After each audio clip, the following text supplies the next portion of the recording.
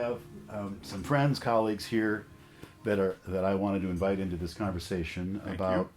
developing a space that has this psychological safety, this space where people can feel free to talk about difficult issues. So, thank you, Kristen, and thank you, Stephen, for being Thank willing you. to talk about this from your own perspective. So, Kristen, why don't you start with some experiences you've had in the cultures and places where you felt this was really an important need? So when I have found a lack of psychological safety, or to use a different term, interaction safety, where we create a safe place for people to talk about their true feelings or their true experiences without judgment, without repercussions or punishment. And that becomes a real apparent when you don't have it. So when I have seen it at its most sharp, I guess, is when people feel like they cannot bring concerns, or that things have shifted in the culture and a new leader that has emerged is not creating spaces where you are allowed to have feedback or conversation or collaboration that allows you to challenge one another. And so there's been kind of maybe a cultural shift or a leadership shift, which has changed the rules and leaves people feeling like it's not a good place to be authentically. They can come and they can get their to-do list, but there's not this kind of rapport where you're able to know that people are taking your comments or criticisms or even pushback on an idea, instead of thinking about it as this collaboration and this is the work we do together. It's seen as some kind of dismissal and you don't like me, and so I'm going to shut it down. So when that kind of psychological kind of culture is at play, people really need a place where they can share. And so that's when I've come in and helped them create some spaces and create rules for how we're going to do that, so we can reclaim that collaborative and relational connection that allows good work to happen. I think it's also helpful to talk about what are we giving feedback on. Yes. I think Right. the way we talk about feedback, I like to say, let's start with ideas, and then and have some open it up to sharing ideas, because ideas are a little less emotional sometimes Yeah, than how we're Right. behaving. Right.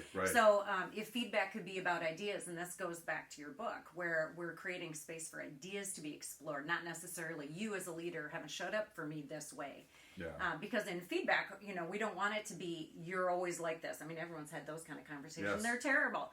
So there's all kinds of rules about feedback that can be helpful in terms of how Yes. we're functioning together. But for content, for ideas, I think that's kind of one of the safer places that we could open up and make it an okay place to really tackle some of the big, huge, scary, and still be able to say you're still cared about, you're still valued, no matter how you come down on this. Yes. We're gonna blow your mind in here, and no matter what, when we all walk out the door, you're still valued, you're still important. And that, Kristen, is exactly what I love about imagining a new church. Is you raise in each chapter kind of those topics, and you would really invite people, and you do this again with great self-awareness as an author, to bring people into that conversation. How could you show up? You're not giving answers. You're not giving prescriptions. No pat answers, which is a good way to create psychological safety or interaction safety.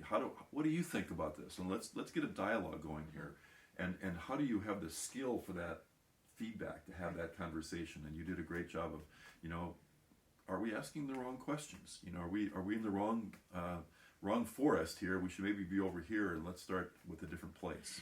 So discussing hard questions in a faith community requires some sophisticated strategy, It does. so that you don't ruin the opportunity for deep consideration and discernment, but also so that you maintain the safety and the relationships of the people at the table or in the room.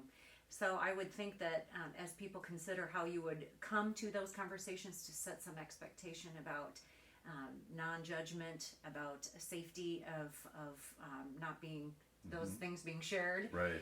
And also, I would say for faith-based organizations or churches considering these big, huge questions, some reassurance that there's room to question, that there's room theologically or spiritually or faith-based to wonder. And that's going to be a kind of a God conversation about how God is bigger than a particular question. Yes. So how do you create, I would say, allowing that grace to permeate the conversations about what we're going to do, how we're going to talk, and that you're okay. You're loved no matter what. And so both by the community and by the Right. creator. so that they have room, because I think especially for faith-based conversations, it's been so much this transaction of I believe so I can go to heaven kind of stuff. And so we really need to make it open up if we're really calling people to consider a much bigger sense of how God's at work and how we participate in that God work.